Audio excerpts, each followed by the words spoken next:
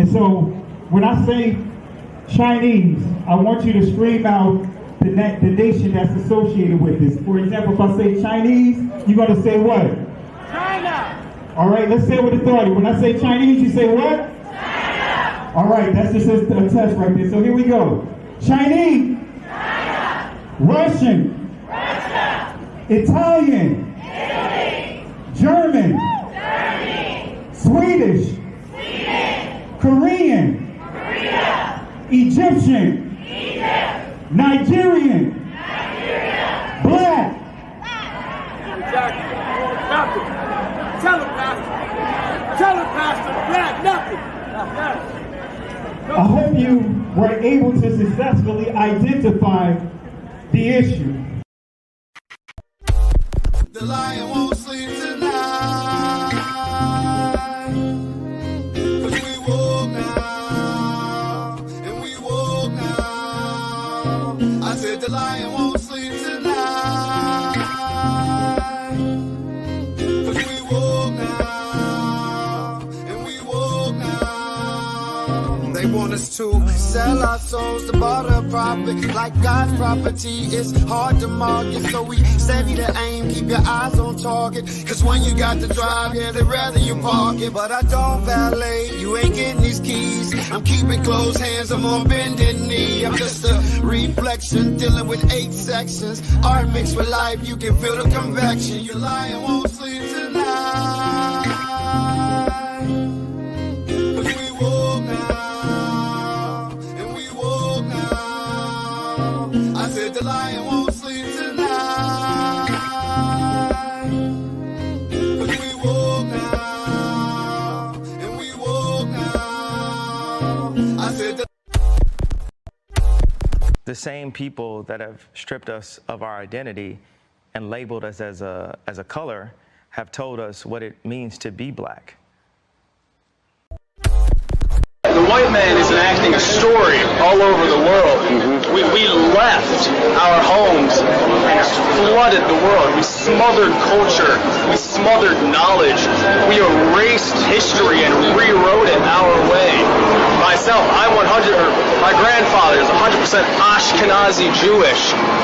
Claiming to be Jewish, Ashkenazi Jewish is just a conspiracy. White men claiming to be of tribes of Israel when I'm Germanic.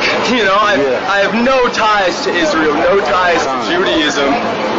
You know, except loosely written history that's been whitewashed over for centuries, and you know, it's from the Renaissance. Oh yeah, right. You wipe everything clean. It's funny how exactly the Renaissance. It's this rebirth, but it's white rebirth. Think at the same exact time the Renaissance is happening, Columbus is sailing to America and committing genocide. There's only one true ethnic Jew, the Mizrahi Jew, because they are Africans, and if you read the original Bible written in Phoenician Hebrew, they're not. Jewish people are not Europeans. The modern Jews in Israel are Russians or Khazars to be precise, from Russia. I learned it from my grandfather that because he was an Ashkenazi Jew. The same people that have stripped us of our identity and labeled us as a color have told us what it means to be black. You know what you are? You're an ancient Israelite. Ancient Israelite, that's who we are. That's who we are. So if you give me time, if you give me time, We don't have. so many years. I know. Look at this. This is pages and pages of notes. And I promise we'll give more teaching. But here is my challenge to you. All right. I'm hearing some of your traditions. It's like the days of the Bible. Yes. Do you want to remain ancient Israelites, or you want to be Jews? Do you want to remain? The entire Bible is about black people. Not only was Jesus black, but every character in the Bible seems to be black too. Yeah, Zephaniah and Jeremiah and Jebediah, those all aren't white people names, okay? And Jesus wasn't some tan, partially melanated Middle Eastern person either. I'm talking straight up black dude, okay? Even in the book of Revelation, when you get the vision of Daniel, he's describing someone with feet like burnt brass and white woolly hair, and we've got the deep running water voice with the red eyes. And you guys, he's black. The Jewish people are black people, like Kanye was right. The same people that have stripped us of our identity and labeled us as a color have told us what it means to be black. We're finishing now part 2, chapter 2. And what we've said so far is that people have free will and their actions are, some are good and some are evil. And by the way, the Rambam writes explicitly that everyone has some good actions and some bad actions. Everyone. Everyone. And he takes it for granted that there'll be a variety. And we talked about the fact that this world and the next world are asymmetrical. The next world is where the majority of a person's actions, which determine his identity, are compensated. For the righteous, they exist in the world to come and they're rewarded. And for those whose major complexion is black, are excluded from the world to come. The major problem of Israel is with the young generation of the black community. Black Lives Matter starts there.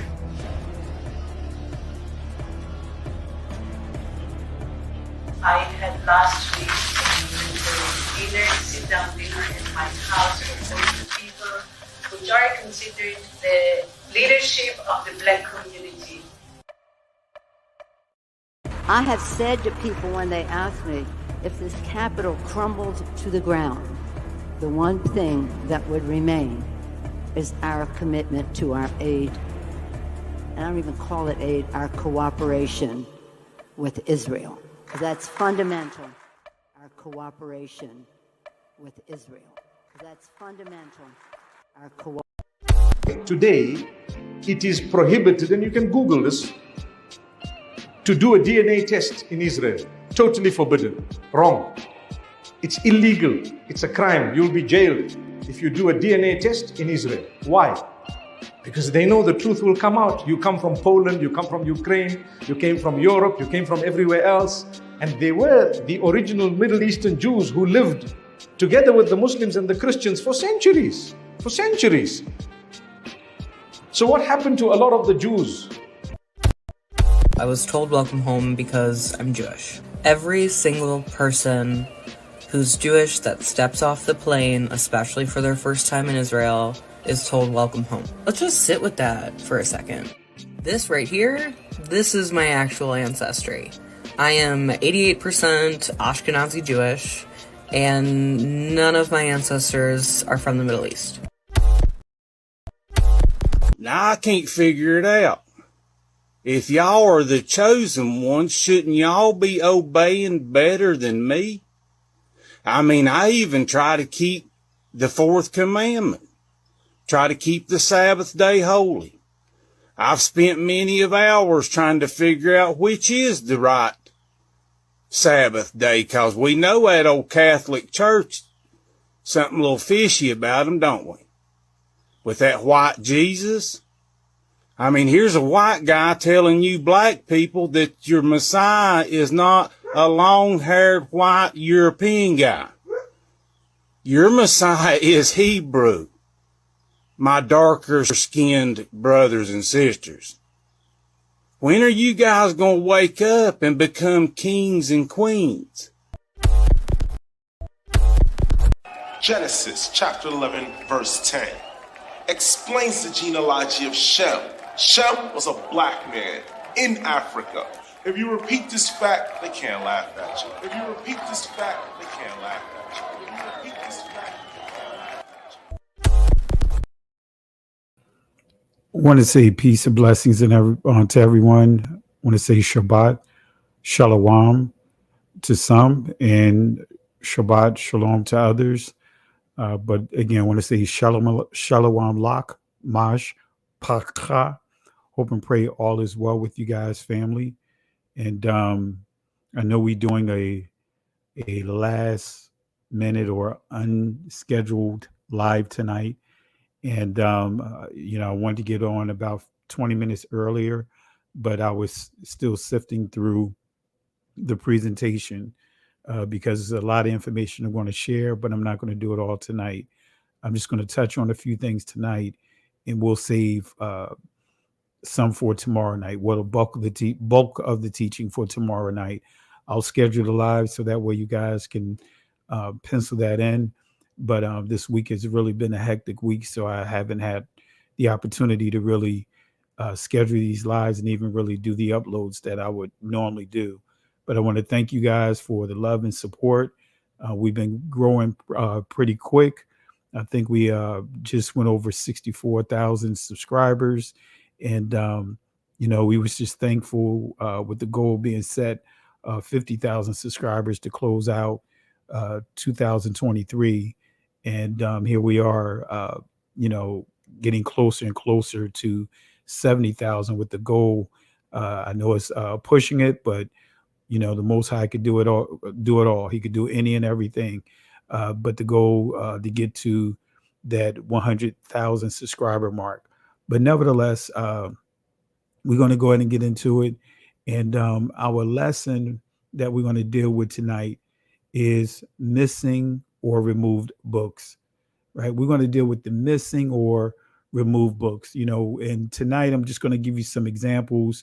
But part two, we'll get into the details of it, of why you see many books. In the primary books I'm going to refer to is the Apocrypha, not being the books in the Apocrypha not being included. The Deuteronomy canonical books. Why those books are not included into the text. So we're going to deal with some of that tonight. But I want to address one of the arguments tonight and give you some examples on why. One of the examples I want to give, depending on the time, I'll have to pull up another presentation because that is of a different presentation, but I may use that to kind of give you a little more history as to why. But we are definitely going to deal with why we don't see the books that are within the Apocrypha within the text, your canonized Bible, and to be more specific, more particular, the Protestant Bible, because some of these books are in the Catholic's Bible, but they are not in the Protestant Bible. Why is that? Like KRS-One, why is that? And these are the questions that we have to ask, but not just necessarily asking the questions, but also listening to their answers, because they give a number of answers that's very contradictory. So again, tonight our lesson is missing or removed books, miracle or magic. And that's one of the excuses we hear. That's one of the excuses that the Protestant church will tell you, that one of the reasons why they don't receive these particular books is because they contain magic. And we are going to see if what they say is true. So family, you guys are the jury, right? You are the jury, right? I am just going to present this case to you, and it's up to you to make the final decision for what you're going to roll with and what you are not going to roll with. Let me do something real quick before we get started. Let me pin this into the comments, into the chat, because I know I get asked this a lot about my Cash App. So I'll go ahead and post the Cash App to the channel inside the chat, and then we'll get into the lesson. So let me go ahead and do this real quick. All right. So I get asked this a lot about what is our Cash App. All right. Let me do this real quick.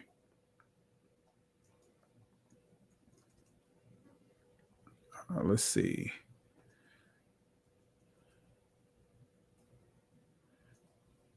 All right. So let me pin this. All right. So the Cash App is pinned for those that want to contribute. There's via Cash App. The Cash App is pinned to the chat. But thank you guys for being a true blessing, truly a blessing with the contributions that have really made what we do here a lot easier rather, because you know, a lot of the resources, the books and all, you know, I purchase out of pocket, which is not a problem. But I thank you guys for the love and support. Really appreciate the moderators for holding things down. All right, so let's go to get into this, you know, because we got a lot to cover for us in terms of some of the examples I'm going to give you. So let's go and get into it. So missing or removed books, miracle or magic. All right, so what is a miracle according to scripture? All right, we're going to answer this question. All right, so this is what a miracle is according to scripture. It says here, a token or omen. All right, we see miracle, we see sign, we see wonder. But then it goes on to say, in the sub entry, right, A, it says wonder. In other words, as a special display of Yah's power. All right, so that's, I really want you to make a note when you think about signs, or not just signs, because this is similar to signs. Signs is proof, evidence. But this particular word, you know, as you see in the Israeli, is mo faith, right? Sounds like faith, right? Mo faith, right? Sound just like more faith, right? Go figure. Mo faith, right? In the ancient Hebrew is mawa path or ma path, right? So it's interesting that it says mo faith, right? So when we so again, the word for miracle in Hebrew, the ancient Hebrew, is mapath or mawapath, and the Israeli is mo faith. Mo faith, all right? And it means, again, a token, omen. It transliterates to miracle, sign, wonder. And in the sub entry A, it says wonder. In other words, as a special display of Yah's power, kabod. So what is a magic? You know, what is magic according to the scriptures? All right, so let's define this real quick. So you see the Hebrew word here, lahat, right, which means, as you see, magic, flaming, enchantment. That is the key. Enchantment. Make a note of that. Enchantment. So are there examples of, you know, that we can compare these, the differences? Are there examples of comparisons within the scriptures? I want to tell you, yes. And here's one of the examples that I use when internally at our assembly. So remember this, though. A miracle is signs, proof, evidence, and a special display of Yahweh's power. Let me correct this slide real quick.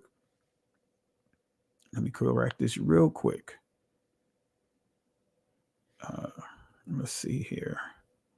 Might as well do the spell check as I'm progressing here. All right.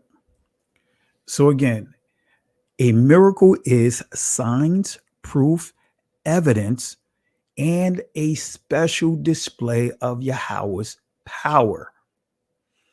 So let's give an example here. Let's give an example of comparison. Let's go to Exodus chapter 7, starting at verse 8. It says, and Yahweh spake unto Moses and unto Aaron, saying, when Pharaoh shall speak unto you, saying, show a miracle. And you see the word there, mawapath or mapath. In the Israeli, mo faith, right? Go figure. Show a miracle for you. Then thou shalt say unto Aaron, take thy rod and cast it before Pharaoh, and it shall become a serpent. Verse 10. And Moses and Aaron went unto Pharaoh, and they did so as Yahweh had commanded. And Aaron cast down his rod before Pharaoh and before his servants, and it became a serpent. All right, so let me rewind it a little bit. So you see, the Most High gave Moses a sign, starting with his staff, his rod, and that's in Exodus chapter 4. So I want to make sure you guys understand this. So let me read it one more time so you understand Moses, the signs that the Most High has given to Moses and Aaron. And then we're going to see the magic, the enchantment that Pharaoh's magicians operate in. All right. So Yahweh spake unto Moses and Aaron, saying, when Pharaoh shall speak unto you, saying, show a miracle for you, then you shall say unto Aaron, take thy rod and cast it before Pharaoh, and it shall become a serpent. Verse 10, and Moses and Aaron went in unto Pharaoh, and they did so as Yahweh had commanded.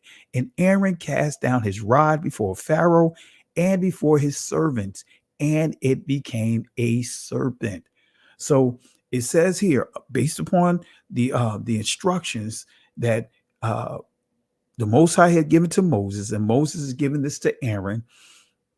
Aaron threw his rod down, cast his rod down before Pharaoh, and it became a serpent. Now notice what happens here. Verse 11, then Pharaoh called the wise men. Then Pharaoh also called the wise men and the sorcerers. Now the magicians, so we see magicians here, Karatam of Egypt, they also did in like manner with their enchantment, right? So we see enchantments, Lahat. Let me read it one more time. Then Pharaoh also called the wise men and the sorcerers, Kashab Yam, so sorcerers, and now the magicians, Karatam of Egypt, they also did in like manner with their enchantments, Lahat. All right, so we see Pharaoh now trying to produce this sign that the Most High had given to Moses for Aaron to display before the Pharaoh.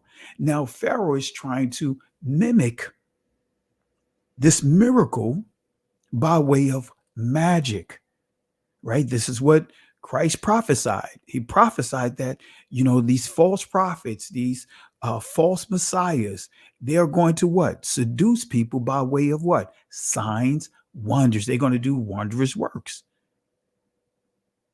So we see an example here. So again, Pharaoh also called the wise men and the sorcerers. Now the magicians of Egypt, they also did in like manner their enchantments. So let's deal with this word enchantments. All right. So the question is, why are the Apocrypha not included? Why are the Apocrypha not included? That's a question we're going to answer. Why are the Apocrypha not included in the Protestant Bible? Right. So before we go back here, before we answer that question, so again, Lahat, enchantments, right? That means magic. So if we go back here, let me go back here just to make sure we understand, right? There's Lahat, magic. So you see that, you have miracles, the miracles that displays, as you see here, a special display of Yah's power. That's what a miracle is. That's what the signs that was given to Moses. That is something or an act that comes directly from the Most High. Now, magic is when you try to duplicate the things of the Most High right? But not going through the Most High himself, the Most High being the author of it. Now you're trying to what? Mimic it by doing things within your own power. In other words, manipulation. That's why you see a lot of these tele evangelist ministries. They're what? They're mimicking. They're not performing miracles. They're actually enchantments, magic, right? Trying to duplicate what the Most High would do if they had the Holy Spirit for them. But they're trying to duplicate this by what? Being in their spirit, their flesh, their own spirit. They're following another spirit. So again, when we think about miracles, a special display of Yah's power. Okay. And when we think about magic, think about enchantments, spells, charms. Okay. So that's what we see as an example for Exodus chapter 7, starting at verse 8. So we see an example of these signs, right? This power being displayed by the Most High. And we see Pharaoh trying to duplicate it, trying to replicate what he see the Most High doing by,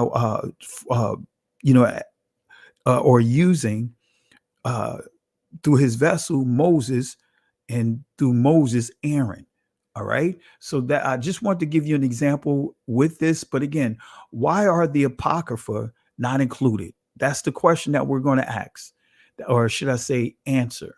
So why is it that the Apocrypha is not included? And I know you guys probably asked that question. Why don't we see this? Why did the Protestant denomination, because the Protestants, no matter how many of these Christians, right, want to say that they are not practicing Catholicism, they'll try to come up with all kinds of arguments saying Christianity existed before Catholicism. Let me tell you, that is an absolute lie. Why? Because the word Christian, or should I say Christianity, right? That's the word I want to focus on. Christianity, which that word was created in the 13th century. That's where you will see that word first being used, in the 13th century. So guess what? There's no way anyone can backdate that word, take that word and then backdate it and say, hey, you know what? The early forefathers or the church fathers, they were practicing a different Christianity. No, the church fathers didn't even use a word called Christianity. The word Catholic existed well before the word Christianity did, right? So you have the word Catholic, then you have the word Christendom, which is a 10th century word. And all of these words means generic, because Catholic means generic, it means universal. And then Christendom is pretty much the same. It's the same, it's generic. And this is the goal, to reach more people.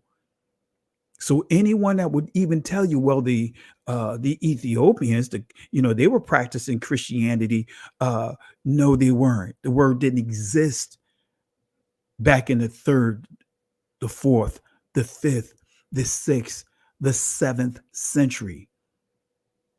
All right. So they were the word Catholic, right? So anyway, now, when we deal with the Protestant church, they broke away from the Catholic Church, being led by way of Martin Luther, right, in the 16th century, the late 15th to the beginning of the 16th century. But guess what, family? They were still practicing Catholicism. The reason for their separation was primarily due to the letter of indulgence. In other words, the church funds, how they were raising money. But anyway, so let's answer this question. Why are the Apocrypha, why are they not included inside the scriptures or the canonized text that we see? Why don't we see these books inside our holy text? Why are the Apocrypha not included? Why are the Apocrypha not included in the Protestant Bible? So again, I'm going to give you some of the reasons that they would tell you. This is one of the reasons that the Protestant apologists will tell you. Now, remember, a Protestant really is a denomination, a branch of Catholicism. So when you get into the Protestant, the protest movement, this is where you get into John Calvin and some of those guys. And when you really understand that, then you get into the different church denominations. So you have the Baptist church, you have the Methodist church. All of these are part of that Protestant movement. Let me say that again. All of these are part of that Protestant movement. And you can put Kojic up under there. You can put a number, what you see, all these denominations that you see in Christianity, right? They all stem from Catholicism. All right. But in this branch that came out of Catholicism, that extended from Catholicism, the Protestant movement. So they don't, again, include these books inside their canonized text. And one of the excuses that you see these apologists, as far as these Protestant apologists will give you, they would tell you, I mean, you could go to, let's just say, Blue Letter. You could look this up on Blue Letter and they give you a list of their arguments, right? If you want to just review their arguments, which is way out of left field, very easy to debunk. So the Apocrypha promotes witchcraft. That's what they would tell you, that the Apocrypha promotes witchcraft. Have you guys heard that before? Right? Those that may have grown up in church, and have you guys been told that, the Apocrypha promotes witchcraft? All right. So let me give a couple of shout outs here. I see a couple of contributions here real quick. Sharon Roberts, thank you for the love and support. Thank you for the super sticker. Really appreciate it, family. Let's show some love to Sister Sharon and also Yah's daughter. Thank you for the love and support, family. Let's show some love and support for Yah's daughter for her contributions, as well as for Sharon Roberts for her contribution as well. Family, let's show some love to them right now. Give them a special shout out. Really appreciate you guys for the love and support. All right. So let's get back into it. But again, really appreciate you guys for the love and support. All right. So have you guys heard that before? I see, let me see a couple of comments here. I see Victor Wheatley, Brother Vic, for mispronouncing your name, said he black magic. So let me see if others responded, if you heard that. Yaquaba said that he heard that on TBN, saying that, referring to the Apocrypha as witchcraft, right? Saying the Apocrypha promotes witchcraft. Let's see what else, who else we see here. All right. Those are the only two main responses I see. So many was, this is what you would see. This is what you hear. If some of you guys are still connected to the church, or if you out of the church and you still have a connection to that, the pastor there, ask them that question.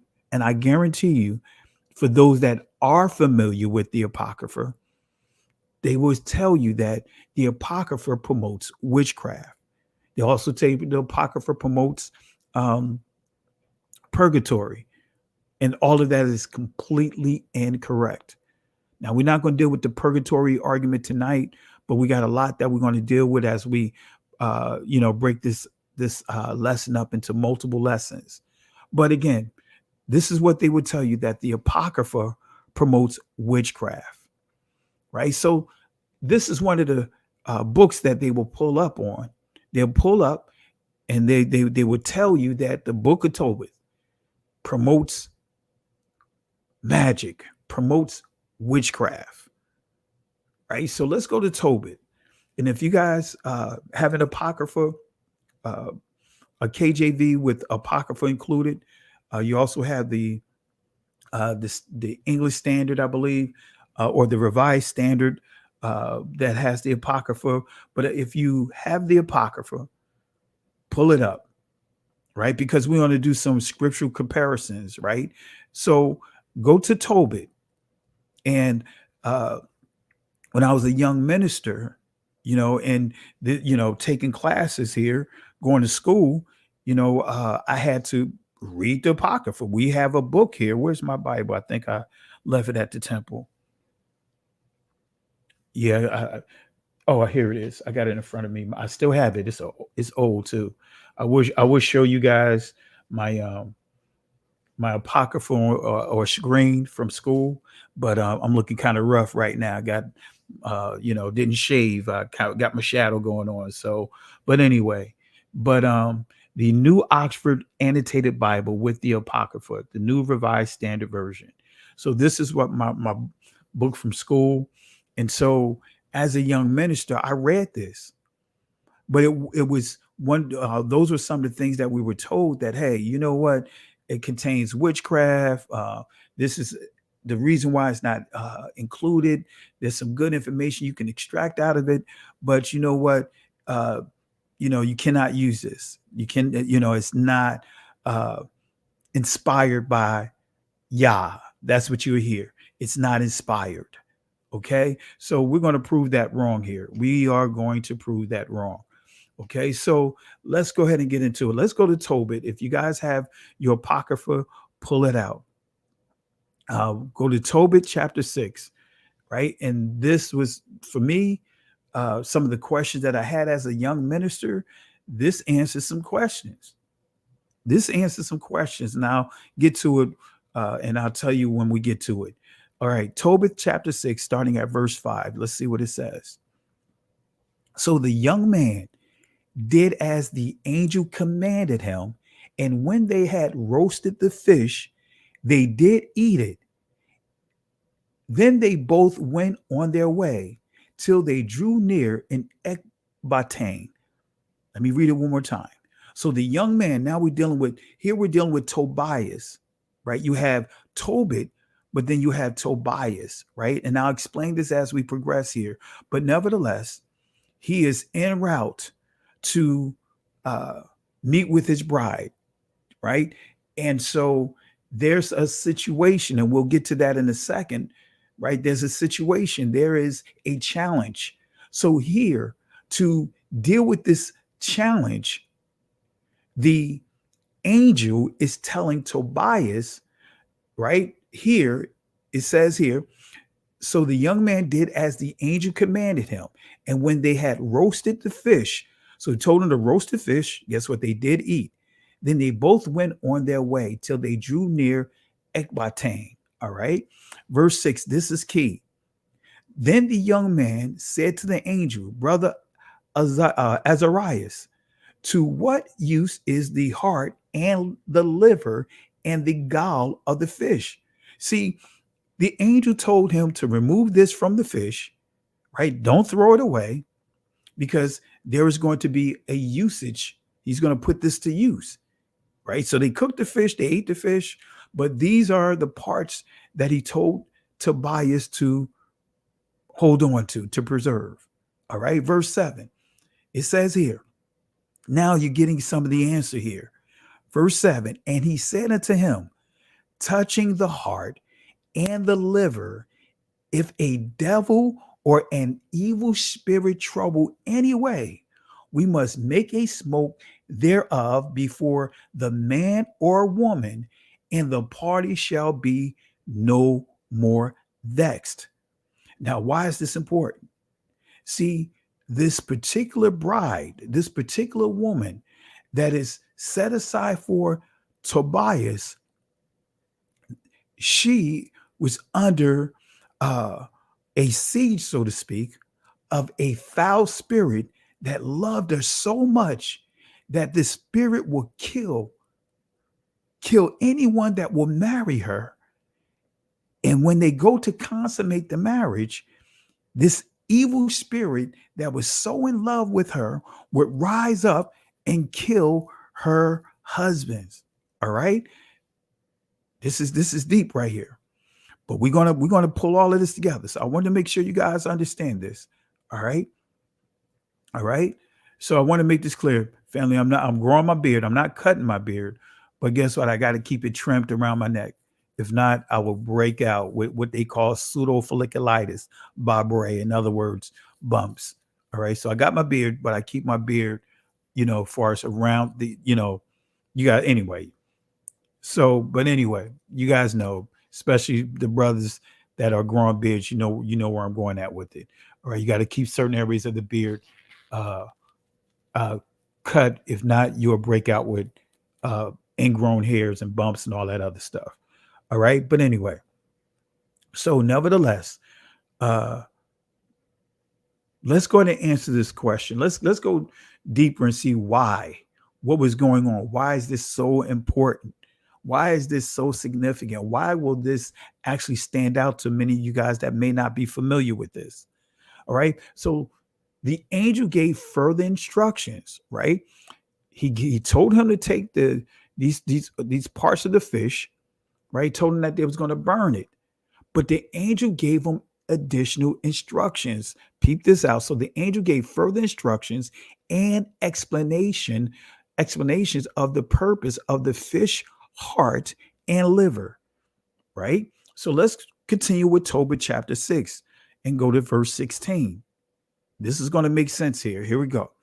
Verse 16, and when thou shalt come into the marriage chamber, thou shalt take the ashes of perfume and shall lay upon them some of the heart and liver of the fish and shall make a smoke with it.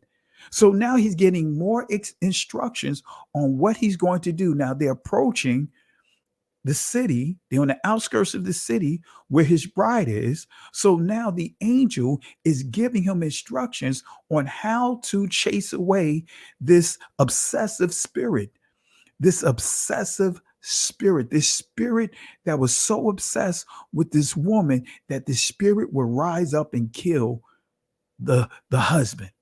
All right. Notice verse 17. Now, this is where it's going to we're going to go into the deep water with this here. Verse 17, and the devil shall smell it and flee away and never come again anymore. But when thou shalt come to her, rise up both of you and pray to Yahweh, which is merciful, who will have pity on you and save you.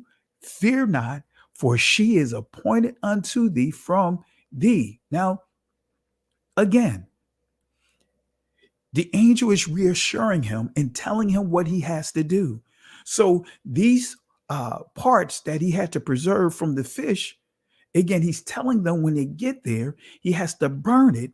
And so the smoke with the perfume, the smoke is going to chase this devil away. It says the devil shall smell it and flee away and never come again anymore. But when thou shalt come to her, rise up both of you and pray to Yahweh, which is merciful, who will have pity on you and save you. See, it's one thing to go through this process, right? But he has to have that belief. He has to have that faith, and he cannot fear, right? Because if you don't follow these instructions, guess what? Other spirits can pop up, right? 7 times worse, right? So for she is appointed unto thee from the beginning, and thou shalt preserve her. So the angel is telling her, yes, she had this thing, that the spirit that she was dealing with is very embarrassing. When you read the details of the story, she was very embarrassed. Her family was embarrassed from what she had to endure with this spirit rising up and killing her husbands. So it says here, thou shalt preserve her. In other words, when this spirit is cast out, right, you're going to preserve her. You're not going to throw it up in her face of what she had to deal with. You're not going to make it seem as if you are her Messiah per se. Right? You're not going to remind her like, hey, remember when you used to do this? Remember when you had this going on? Had it not been for me, come on, y'all know what I'm talking about. I'm sure some of you guys probably heard that before, or probably was the one that was saying this. But anyway, it says, moreover, I suppose that she shall bear thee children. Now, when Tobias had heard these things, he loved her. And it says, and his heart was effectually joined to her. So he loved her. He was in love with her, but he had a challenge, right? So Tobias explained his fears and concerns to the angel because the angel told him what to do. But come on, family, all of us been there. The Most High may tell you to do something, but guess what? There's some things that you may be hesitant about because of the severity of what is being told to you or the instructions of what the Most High is telling you to do. All right, let me explain. So Tobias explains his fears and concerns to the angel. Family, is not a sin to explain your fears, your concerns to the Most High. That's why Paul talks about casting your cares to the Most High. David, actually, he was quoting from the 55th book of Psalms. David, cast your cares to the Most High. So it's not a sin to have concerns, all right? But it's how you carry them out, how you operate with those concerns. All right. So Tobias explained his fears and his concerns to the angel. Right. When we go to verse 13, you'll see his concerns. Here it is. The young man answered the angel, I have heard, brother Azarias, that this maid had been given to 7 men who all died in the marriage chamber. So this is his dilemma. She wasn't just married one time. She was married 7 times. And each time she and her husband was ready to consummate this marriage, this obsessive spirit, the spirit that was stalking her, rose up and killed her husband. The spirit did it 7 times. So now you can see the embarrassment that her and her family had to endure. Now you can see why Tobias is, he has some concerns here. He says here, who all died in the marriage chamber.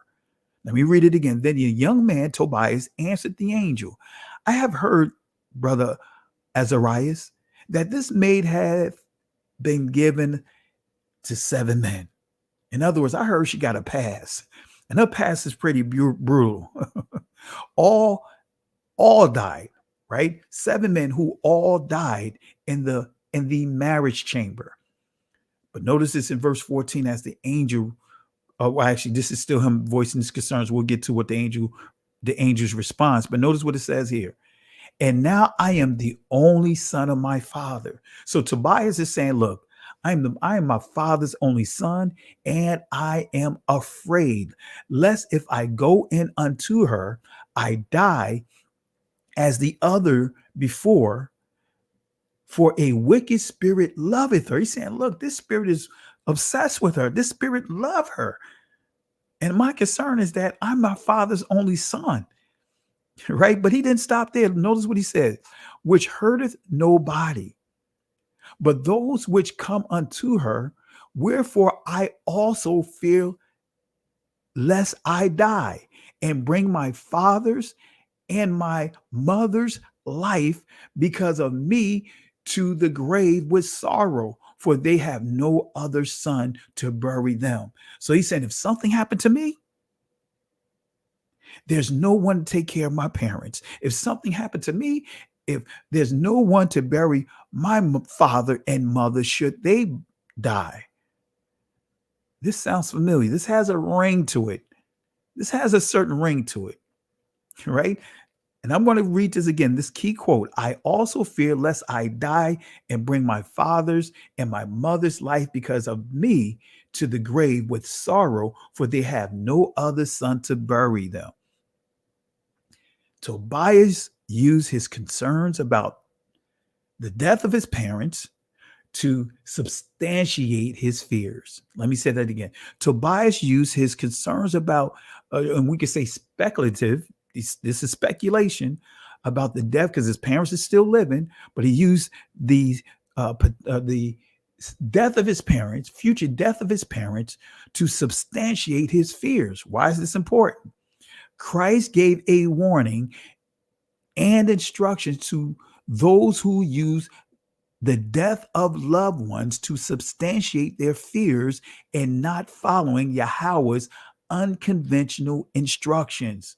Because guess what? When you think about what's going on with Tobit, the instructions that the angel had given him, those are unconventional instructions, just like the signs that was given to Moses, right?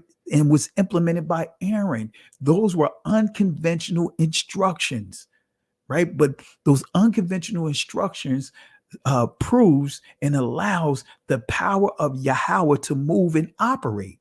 Okay, so let's go to Matthew chapter 8, verse 21. Let's see what Christ says that's piggybacking off of this here. Right? Let's go to chapter 8, verse 21. And another of his disciples said unto him, Adonai, which transliterates to Lord, right? Suffer me first to go and bury my father. And Yahweh Shai Hamashiach, Jesus the Christ, said unto him, follow me and let the dead bury the dead. That is deep, right? So Christ literally had to say to this disciple, because the disciple was using his parents as an excuse. So here we see here, Tobias is using his parents as an excuse, death. So the reason why Christ said this to this particular disciple is because he knew this particular disciple was not going to return, right? So Tobias' main concern was the death of the 7 previous husbands who were killed by a stalking spirit. All right. Now, why is this important? See, this stood out because I'm going to show you why this stood out. This stood out so much when I read this book as a young minister. Are there any other references to a woman marrying 7 men? Are there any other references? Because that's one of the things that these Protestant apologists will tell you is that, you know what? Christ didn't make any reference to any of the books of the Apocrypha. So guess what, family? Let's see. We're going to answer this question, see if this is true. Because he said Christ didn't make any reference, the disciple, none of them made any references. All right. So are there any other references to a woman marrying 7 men?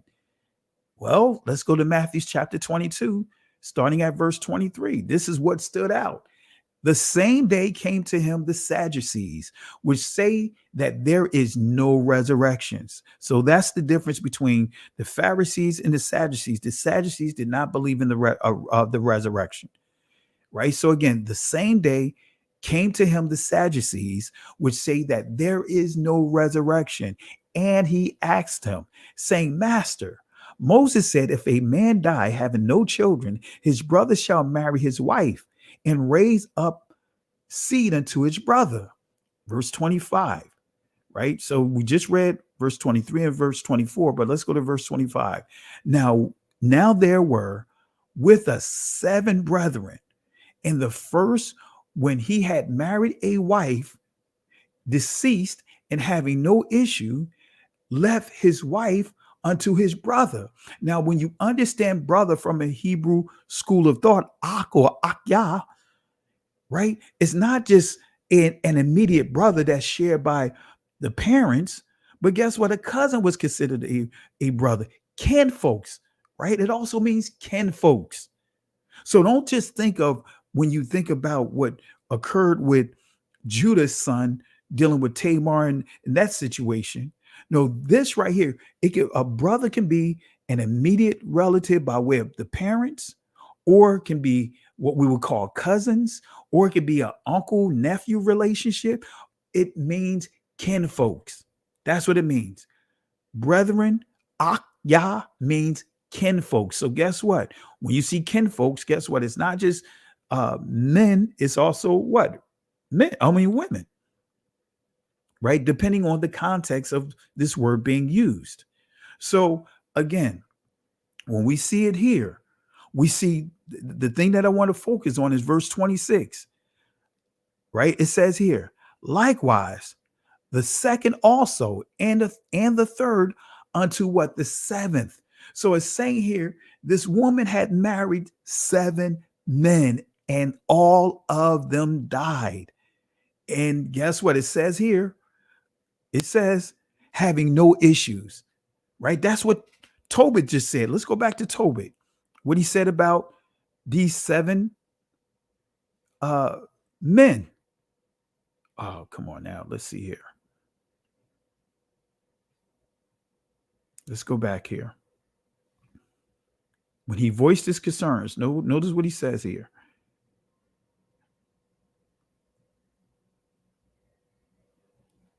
All right. I thought I was in that one. Let me go here. All right. Let's see. Bear with me 1 second. All right. Let's fast forward. All right. Let's see here. I think it's here.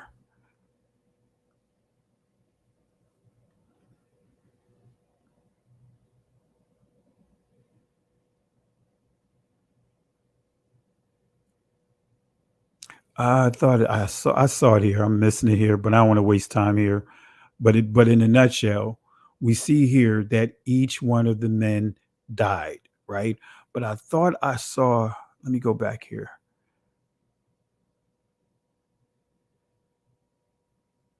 Oh well. I don't have the passages up here. I thought I had it here. All right. But nevertheless, we see what? 7. She married 7 men, right? 7 men she had married. All right. I thought I saw it here.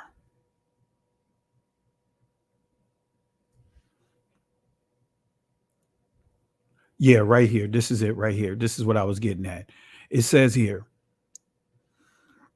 I am afraid lest if I go in unto her, I die as the other before, for a wicked spirit loveth her, which hurteth nobody, but those which come unto her, right?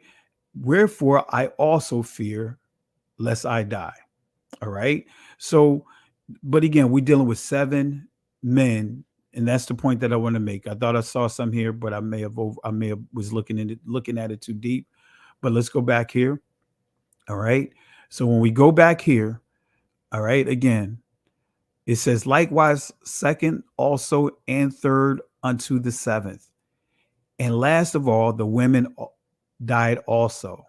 Therefore, in the resurrection, whose wife shall she be of the 7? For they all had her. And Yahushua answered and said unto them, ye do error, not knowing the scriptures nor the power of Yahweh. But the key is that I wanted to hone in on, right? Is the book of Tobit promoting witchcraft? Is what I just read to you, family, promoting witchcraft? See, we have to be careful, right? Especially when we're dealing with these people in the church, because we've been brainwashed to thinking that if it does not come through the church, then it's witchcraft. If you leave a church, then you leave in Christ. If you leave in the church, then you leaving the Most High. If you leave in the church, you are what? A devil. You are a demon. You are an abomination. Have you guys been under that type of ridicule? You know, I remember my wife and I labored for a particular ministry, not going to mention any names, labored for that ministry for 10 years. You name it, we did it. We helped build up different aspects of the ministry. You know, whatever was needed in that ministry, we did. If the pastor called me up and, you know, hey son, can you, I need to go up to such and such for a funeral. You know, that could be an hour to 2-hour drive to get him to a funeral for him to speak. He could call me at a spare the moment, and you know, I would do it. I without hesitation, right? But as soon as, you know, I saw some things going on, and my wife and I decided to transition, then that's when things got ugly. You know, we did everything that we were supposed to do. I met with them, gave them a letter a letter letting them know that we were going to step down, did everything right. but we were treated as if we were the worst things, the worst things. Give them a letter of resignation and all. So, family, that's that slave mentality. Well, what do you mean, Pastor? See, and you could confirm this through the biography of Frederick Douglass. He bear witness of how if a slave was suspected of anything, if they were just suspicious, if the master thought that they was being suspicious or looked suspicious, they would literally tell that person, that slave, they got a devil in them, and they'll beat them. They'll make them walk with their hands in the air. They'll make them sing and whistle, all because of massa saying in his mind, believe that they're looking suspicious. But the first thing that they would default to is that you got a devil in you. And that's what the church has done. Anything that goes against his doctrine, anything that goes against the tenets that they've established, anything that goes against that, that whole organization, they will label you as a heretic. That's one of the words that they will throw out there. They'll label you as a heretic. They'll label you as being false. They'll label you with all these different things, basically saying you are what? Promoting witchcraft. So this is the same spook doctrine that they're using with the Apocrypha. They're saying that the book of Tobit is promoting witchcraft. So what I read to you guys, right, is the book of Tobit promoting witchcraft. So what I'm going to do, I'm going to put a poll here just so that way you guys can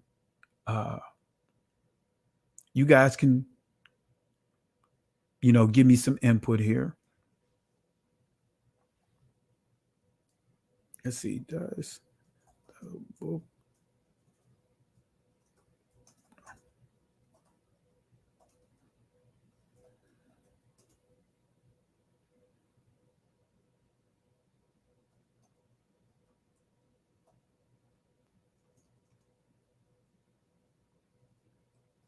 just typing this up.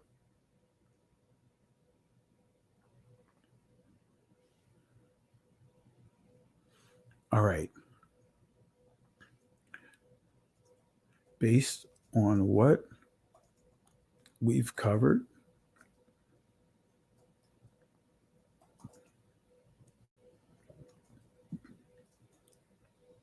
all right, so I'm going to put this inside the, oops, I don't want that there. I'm going to put this there. All right, let's take this out.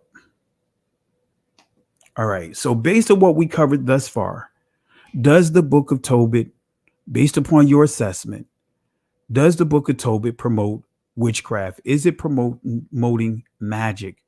Is it promoting enchantments? All right. So let's see here. Just gonna, right now we have we have over 500 that are watching. All right. We have over 500 that's watching tonight. And so we should be able to easily get 100 votes. And if you don't know, or if you're not sure, don't feel bad. But thus far, what we covered thus far, does the book of Tobit promote witchcraft? Right. So far, we have 97% says it doesn't, but we have a 3% that says it does.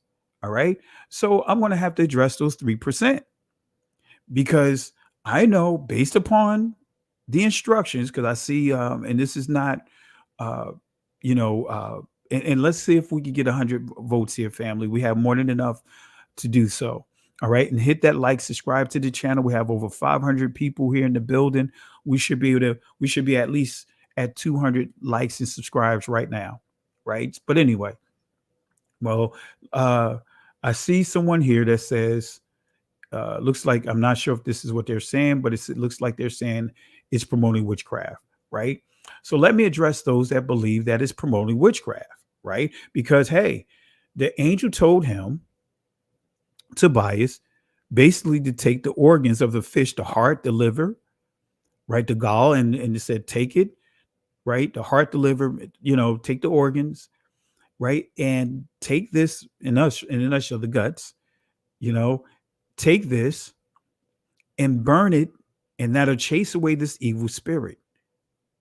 So, is that promoting witchcraft?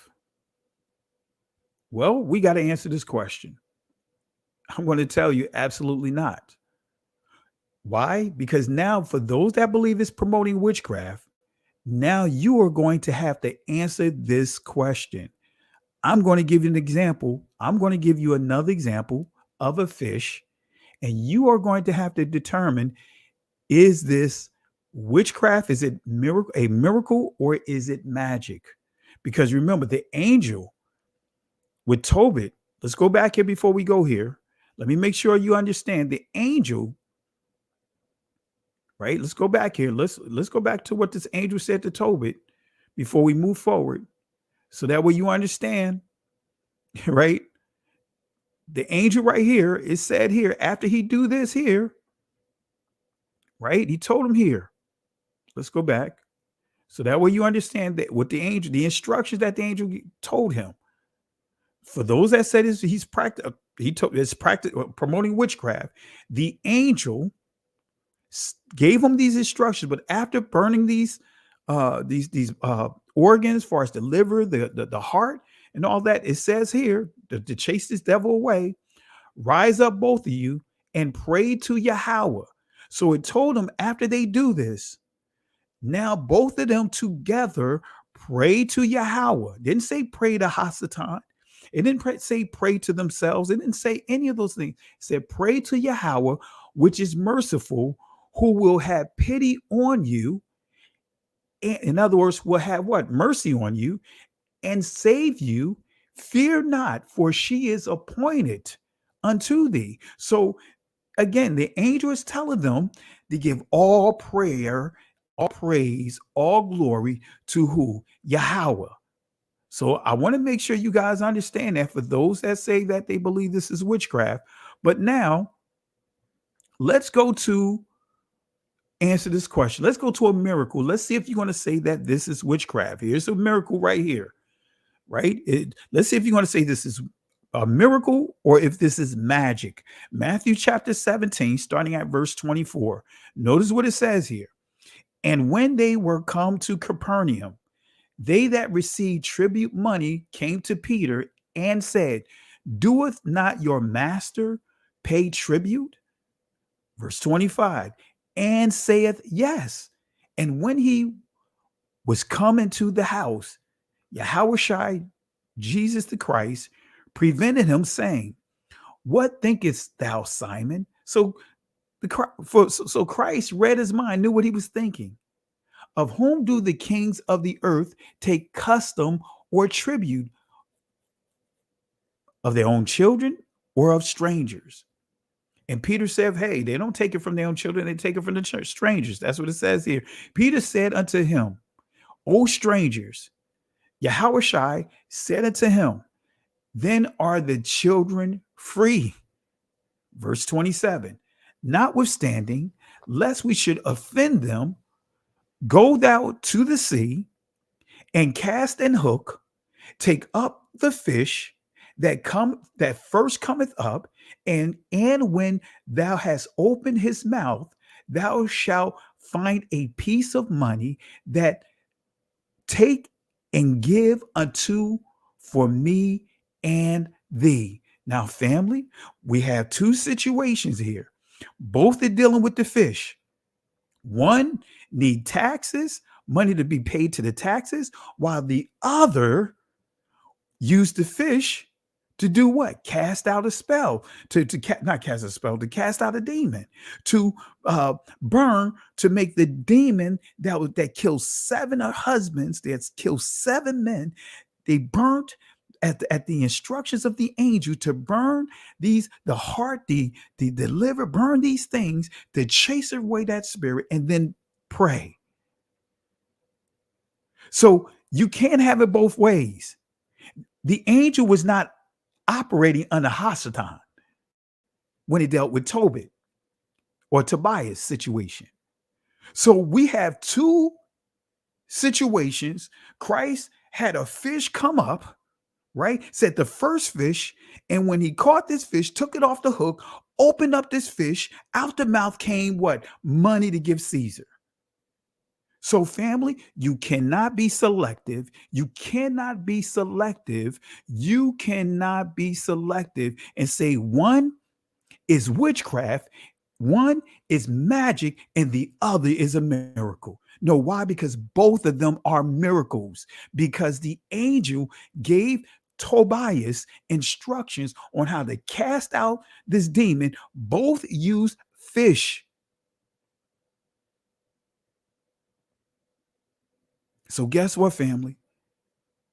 See, this is what Christianity, this is what Catholicism had, well, actually, I'm sorry, we got to put this out, right? All right. So we don't need anyone that's if you don't believe, then you know what I mean, don't troll inside the comment section. I saw someone saying both are magic to them. So that means that this person don't believe. So family moderators, if you see anyone like that, block them, because you have trolls that'll come up and start trolling because of wanting to purposely reject.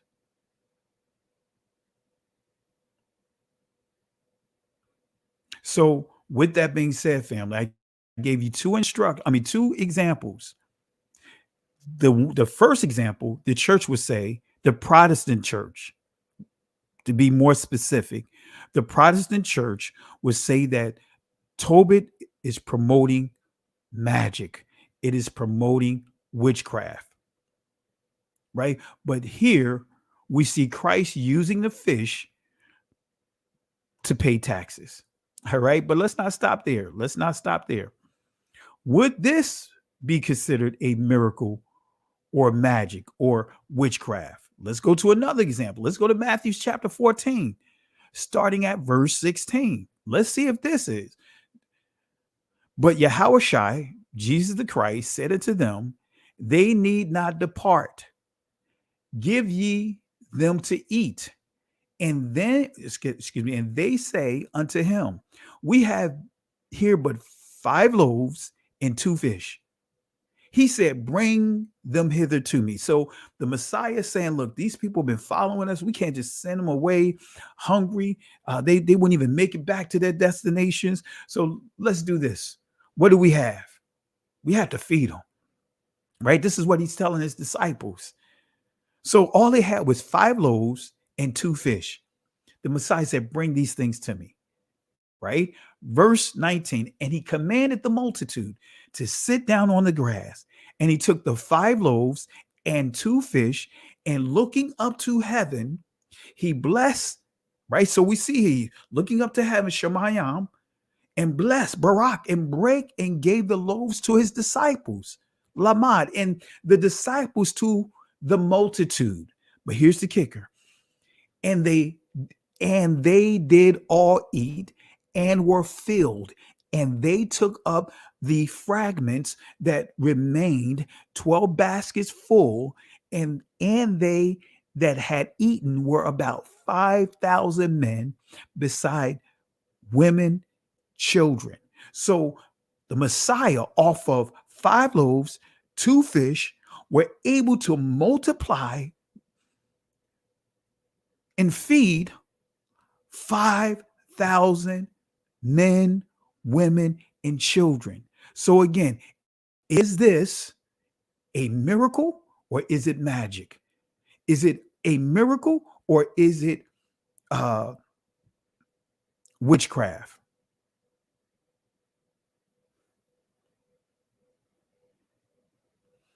And I want to just say this, family, let's stay focused. Let's stay focused. I'm seeing some comments here.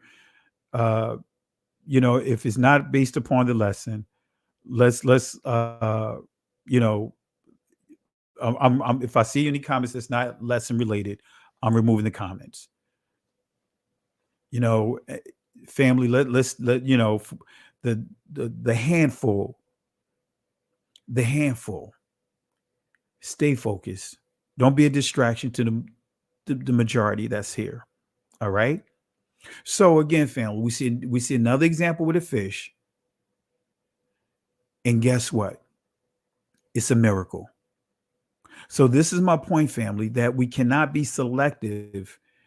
That's what the church is taught, right? This is what the Protestant church is teaching.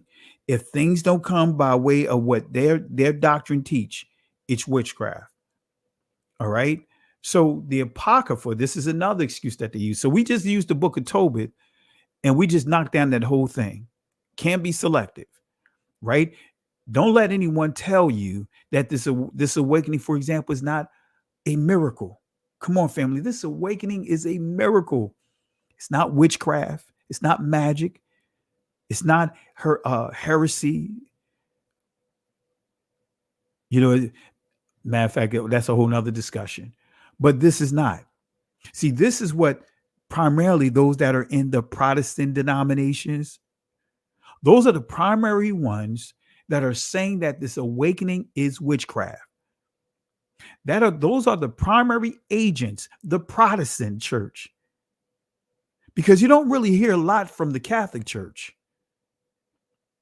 You hear it from the Protestant, the Baptist, the Methodist, the Holiness, the Apostolic, right? All these different denominations that come by way of the Protestant, the Reformation movement. Those, of course, you hear some from, of course, you're going to hear this in the Jewish community as we know them, but primarily you hear these arguments coming from the Protestants, the very ones that reject the Apocrypha, the very ones that say, hey, it's witchcraft.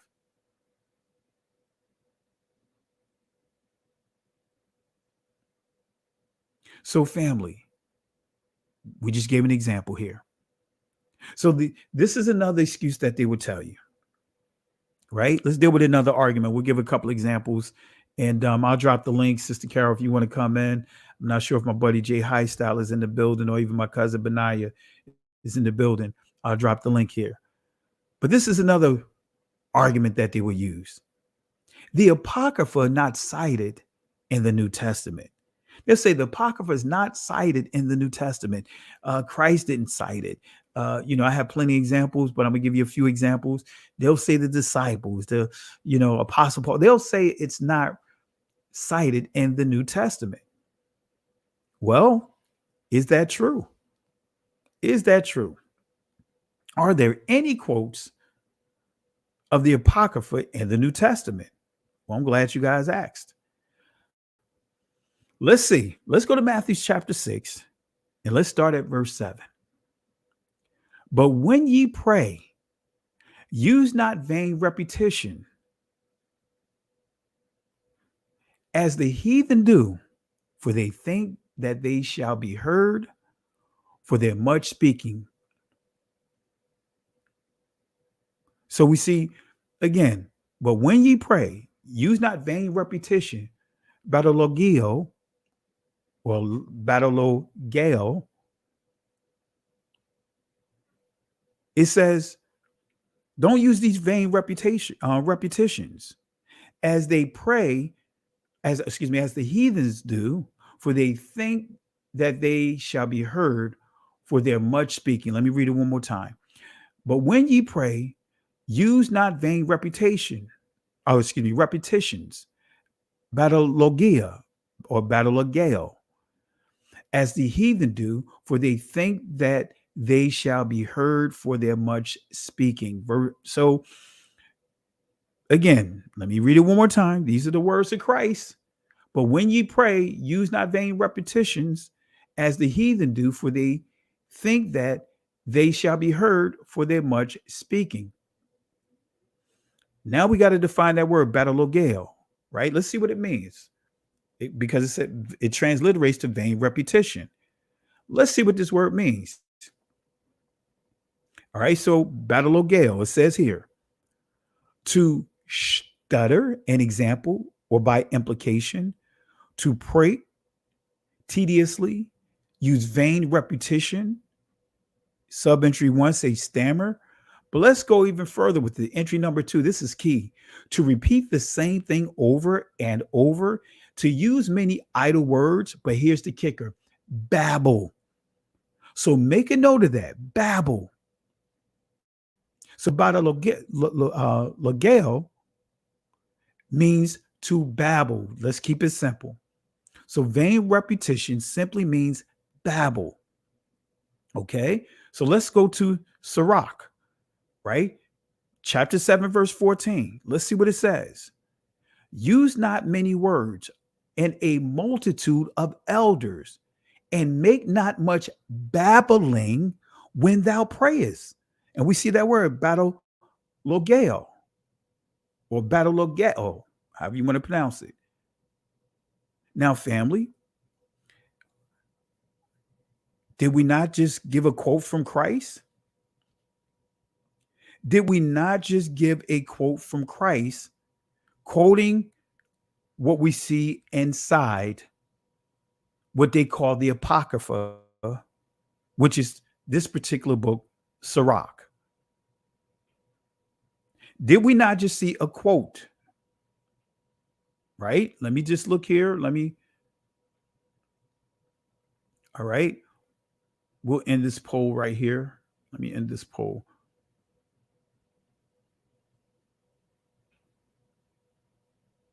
All right. So, family, did we just see a quote that Christ made that we can see inside the Apocrypha? Come on, family. Right? And you can look it up. I'm giving you scripture. All right. So let's not stop here. Are there any quotes of the Apocrypha in the New Testament?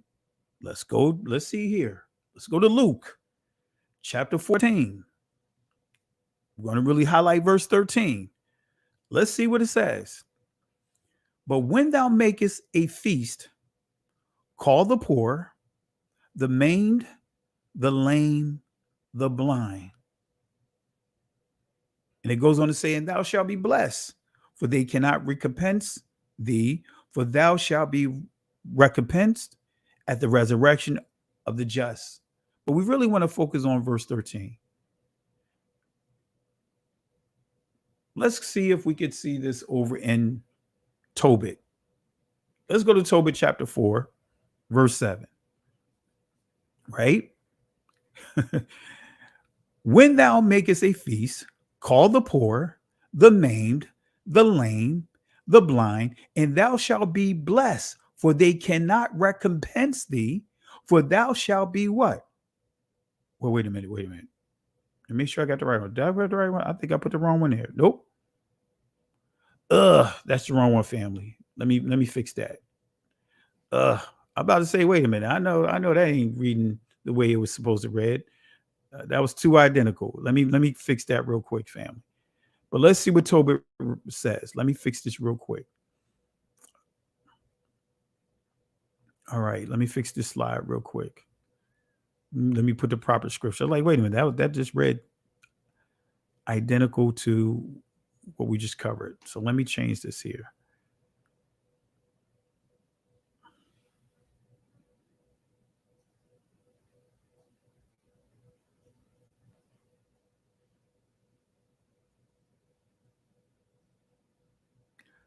Oh, don't tell me I didn't save it. All right, let me do this here. I thought I saved it. Let me fix it for you, family.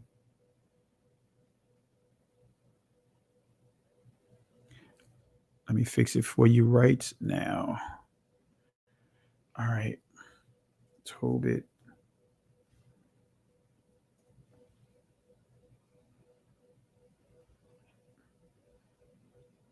Yeah, I have it here. Let's try this again. Tobit. All right, there it goes. There it is. Here we go. This is the proper passage. My apologies, family. All right.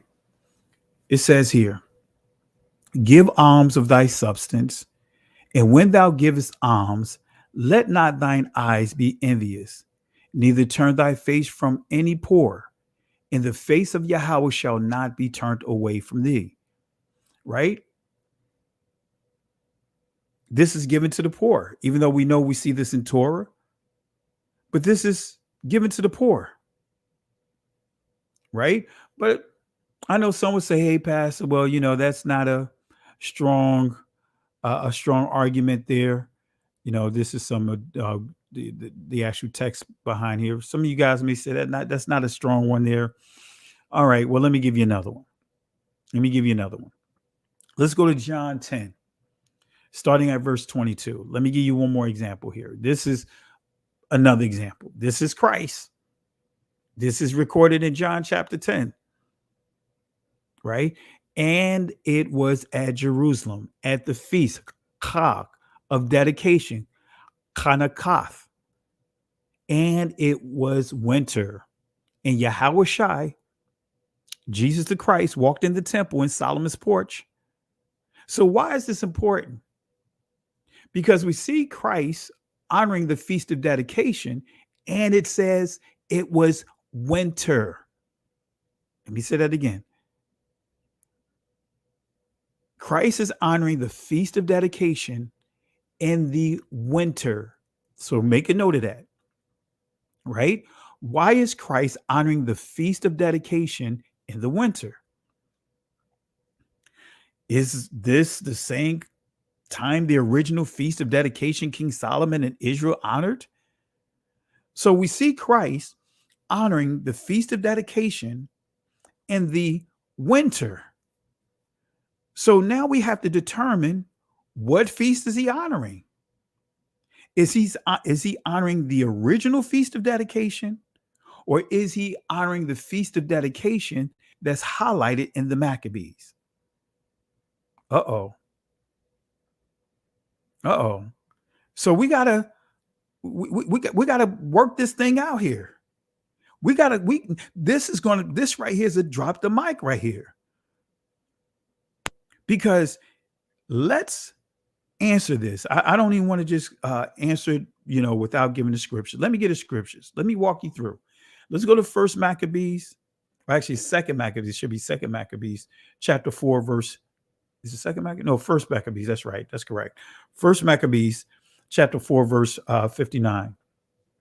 Moreover, Judas and his brethren, with the whole congregation of Israel, ordained that the days of the dedication of the altar should be kept in their seasons from year to year by the space of 8 days from the 25th day of the month, with mirth and gladness. So that will be the 9th month, the 25th day, which on the Gregorian calendar will fall in the 12th month. Right? That will be the 12th month. All right. So I thought I had it all up in here. I didn't put it all up in here. But in a nutshell, that's the 9th day. Right? Casleo is the 9th month, rather, not 9th day. The 9th month, the 25th day of the month, or the 25th day of the month. So that's the 9th month, right? So when was the celebration of the original feast of dedication with King Solomon and Israel?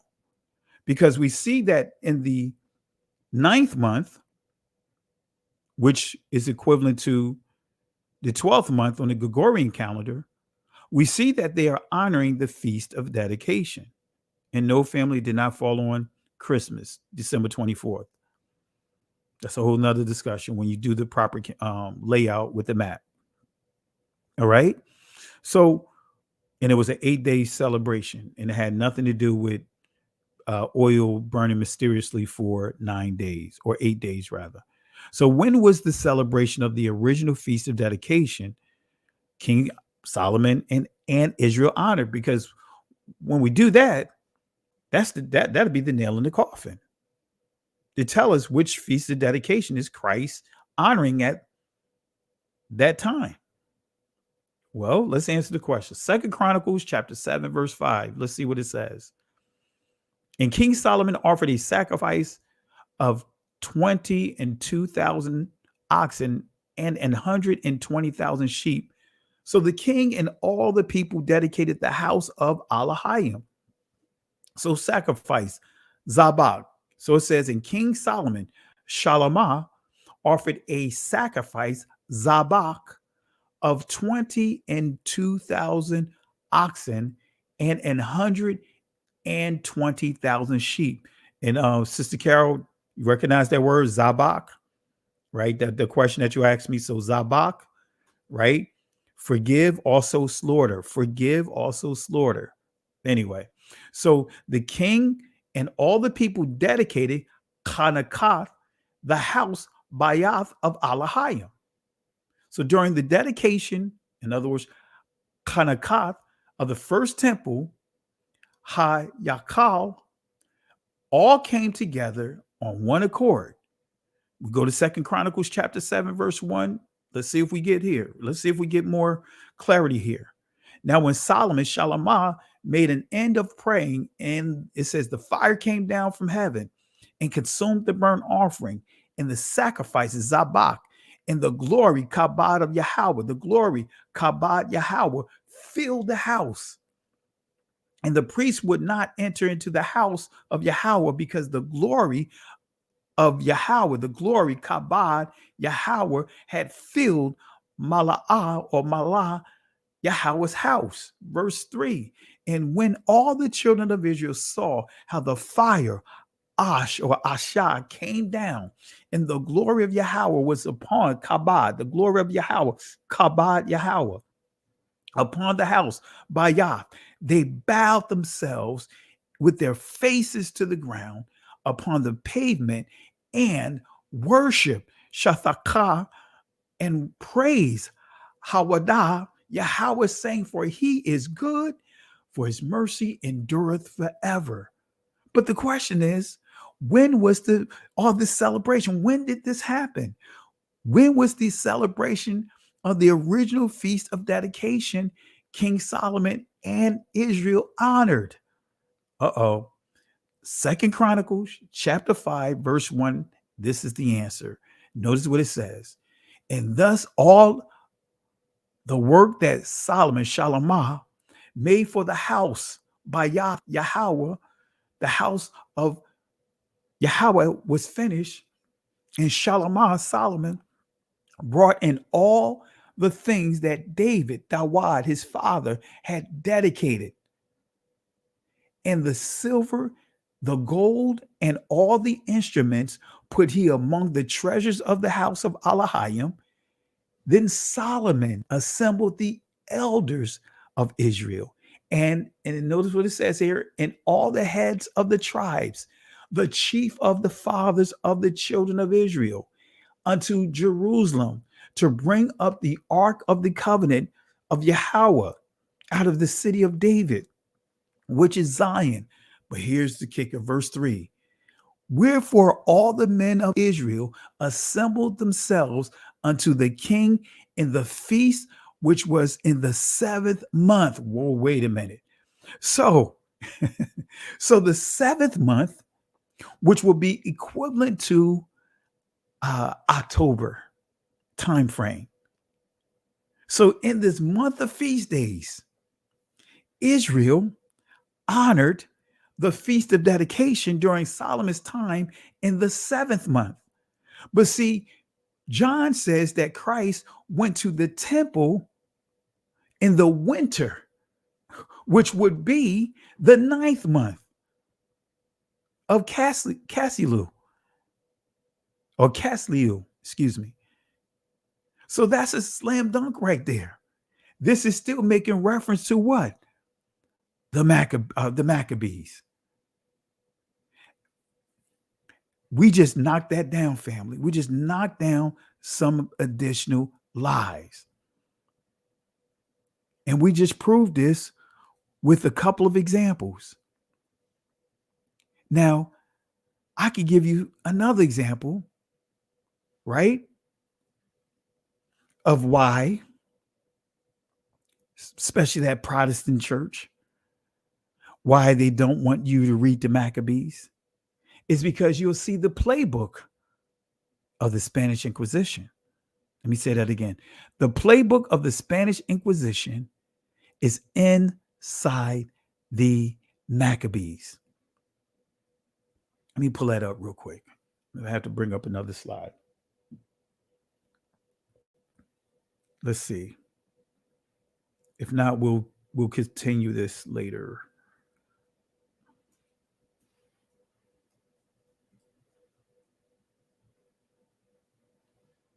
Let's see here. Bear with me 1 second. Let me see if I can pull this up.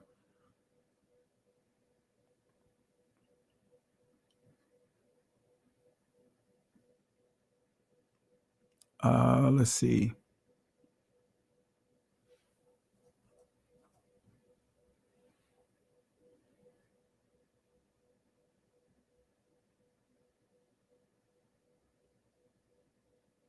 All right, let me see if this is it.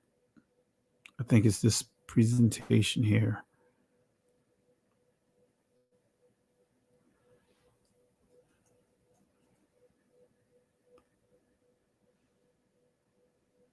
Yep. All right, let me see if I can pull this out. I'm gonna pull this in, family. Let me close this out. And I'm gonna bring this presentation in. Let me get to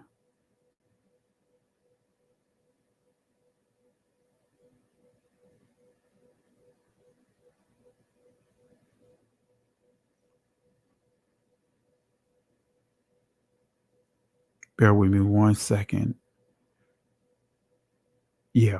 Let me pull this presentation up.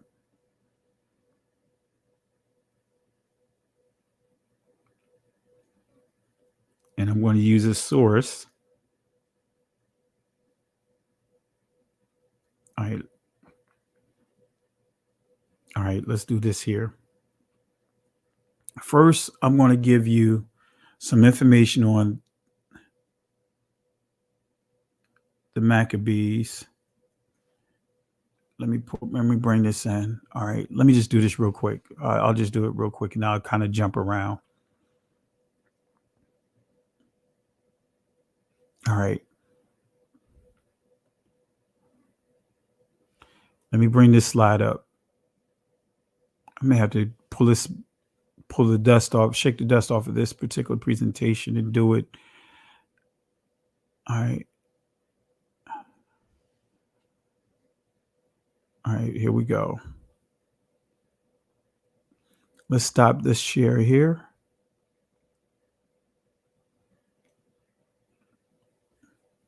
And let's bring another screen share up. Let me show you, share another presentation with you guys. And I'm going to show you the playbook to the Spanish Inquisition.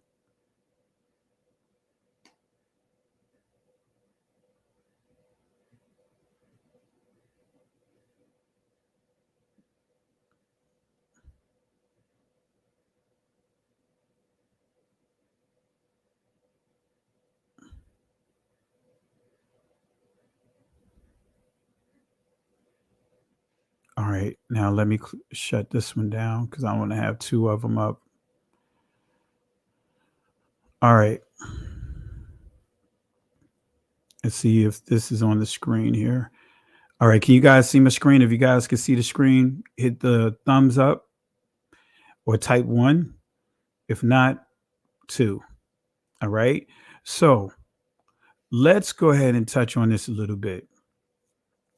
Right.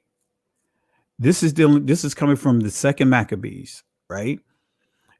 And this is what I believe one of the reasons why the church, especially that Protestant church, don't want our people to read this, especially those that understand history. Because if you read this, then this is going to expose the playbook, right?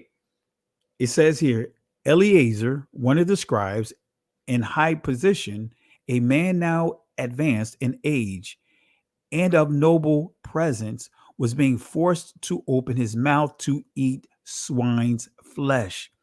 So we see that Israel, Judah, the southern kingdom, they are being forced to eat swine, to embrace the culture of the Greeks by way of a guy by the name of Antiochus. So here it is, right?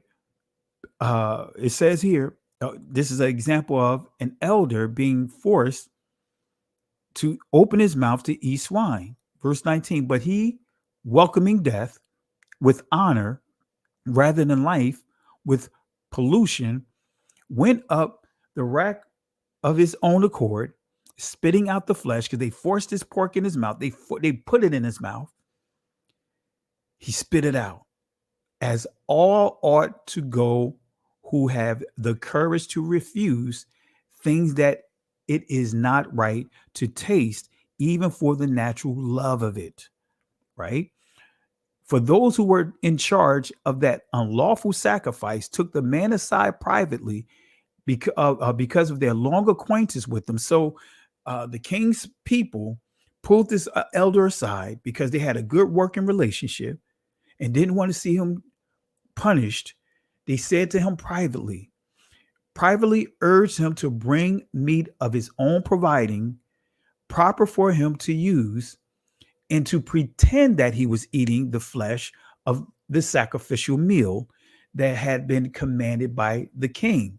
So remember, pork is foods that Greeks, the Romans, all of those guys sacrificed to their idols. The Babylonians, in fact, sacrificed to their gods.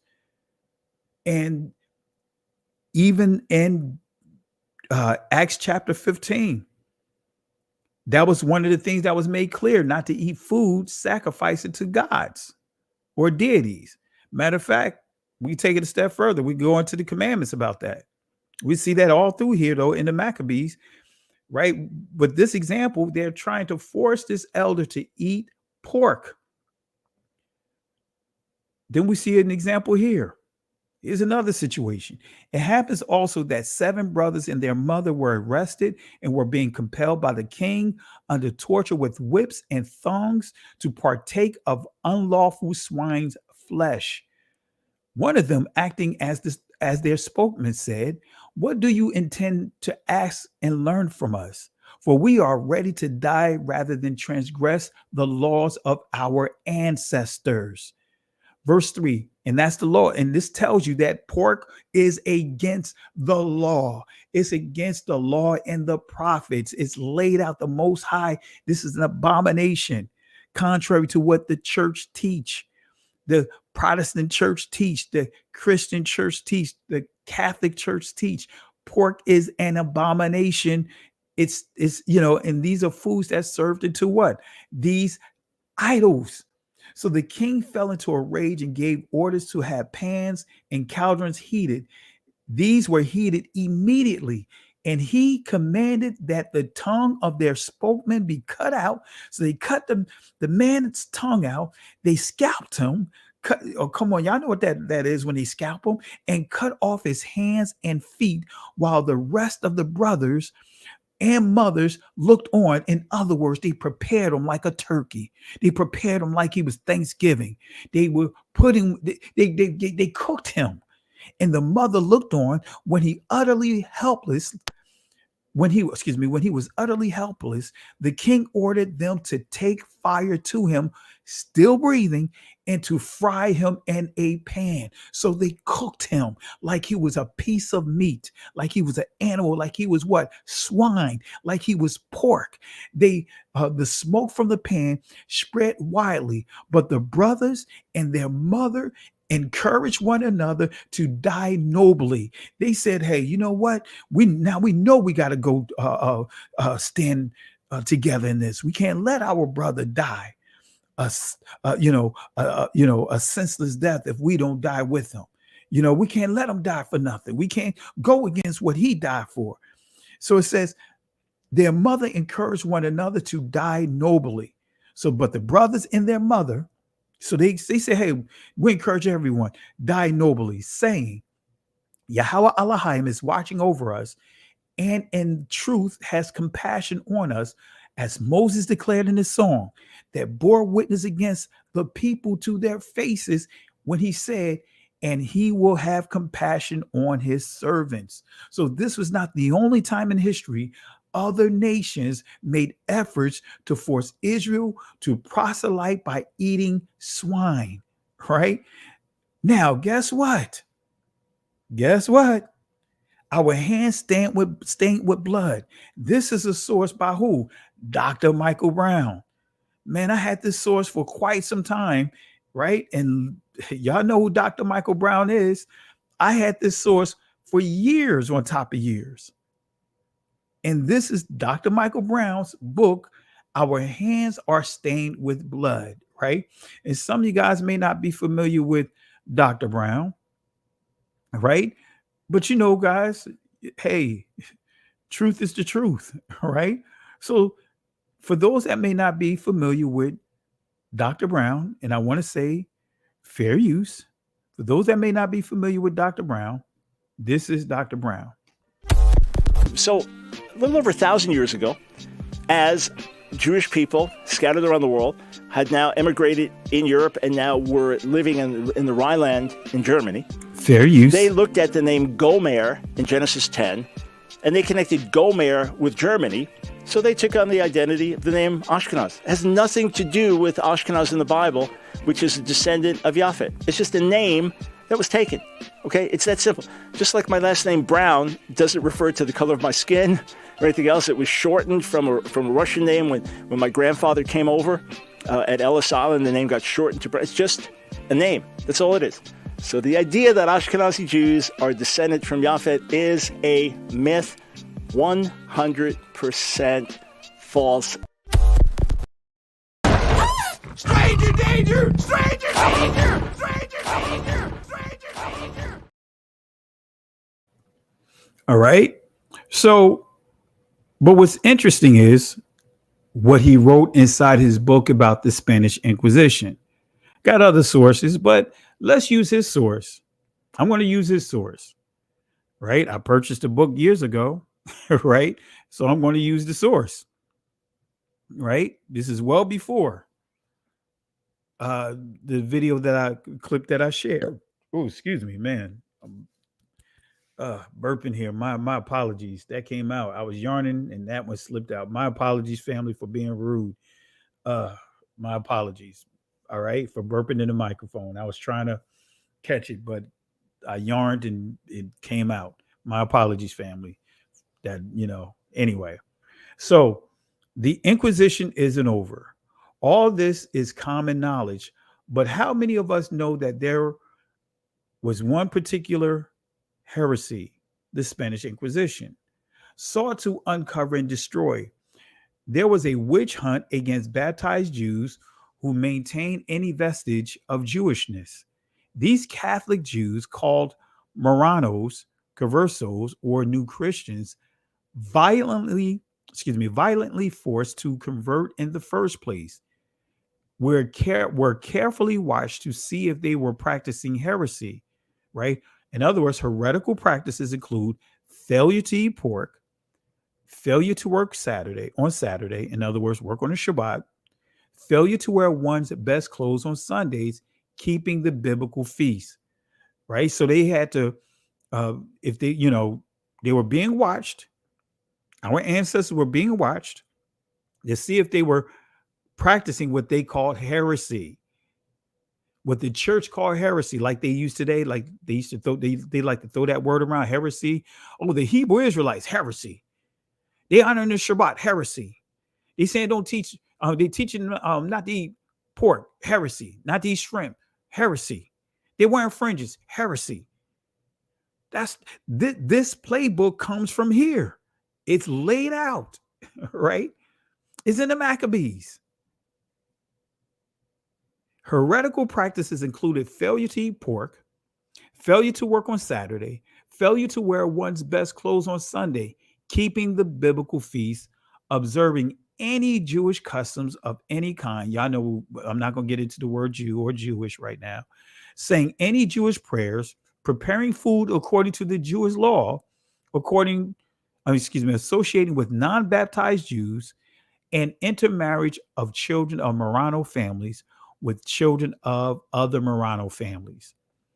Baptized Jews who wavered but then wanted to be reconciled to the church. So even those that sold out, those that decided to cross that line, notice what they were subjected to. They were subjected to an act of penance called the vergüenza, shame, which means shame, right?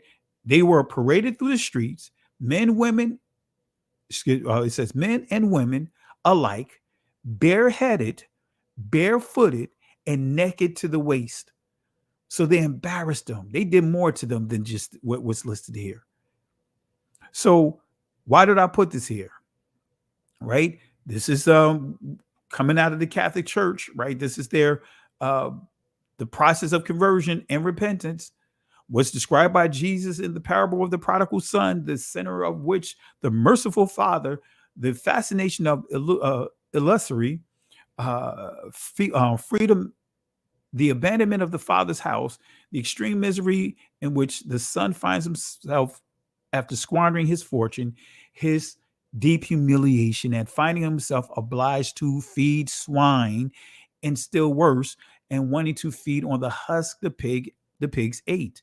His reflection on all he has lost, his repentance and decision to declare himself guilty before the Father, the journey back, the Father's generous way, generous welcome, the Father's joy, all these characteristics of the process of conversion, right? So the Catholic Church took this story, twisted it up to make it into a conversion process, forcing to eat swine, forcing the Israelites, blood descendants of Israel, to eat swine, to not honor Shabbat, and not to do everything that doesn't please the Father. And so they took this scripture here, the parable son, and you see it has nothing to do with trying to go back through that process, taking them through a process, or anyone through the process of coming back to the Father. But this is what they took out of context. I'm not going to go into the details here. This Luke 15, chapter 15, verse 15, and you see it doesn't say nothing of what they inserted.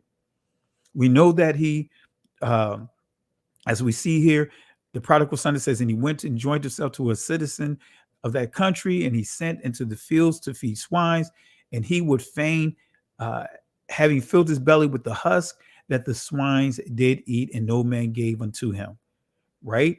But the church, the Catholic Church, the Christian church, they were forcing this on the Israelites to eat the very things that the Most High said is profane.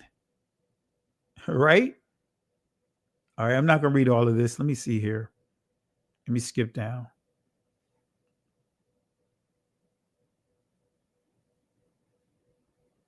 All right, let me see here.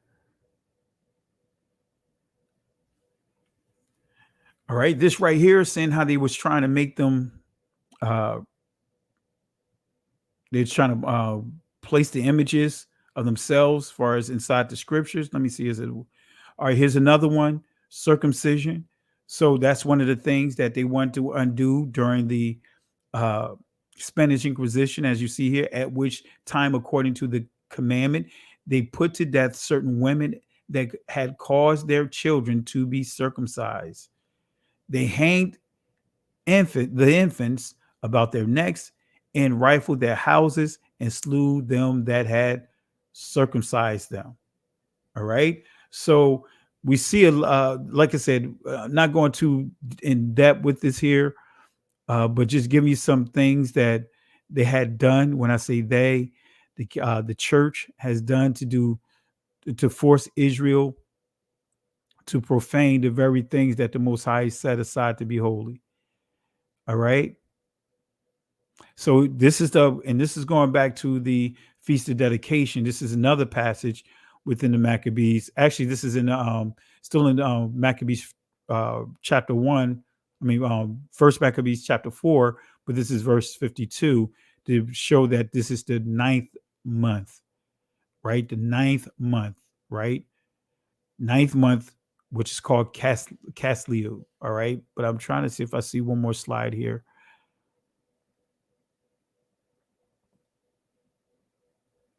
All right. All right. We're not going to get into all of this. All right. So because we already know that they profaned the feast days.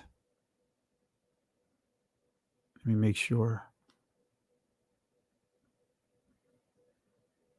Yeah, I didn't put it in. They profaned the feast days. They profaned the Shabbat. That's one of the things that they didn't want to honor was the Shabbat. I thought I had it in this presentation. I'm not going to go through all of that. I don't want to, spend a lot of time trying to search for it. But family, there you have it, family. There you have it. There you have it. All right. Let me transfer back over to here. We'll stop right here. I'll drop the link. If my sister Carol's still in the building, you want to jump on, I'll drop the link for you. I'm not sure if my cousin Benaya is here. All right.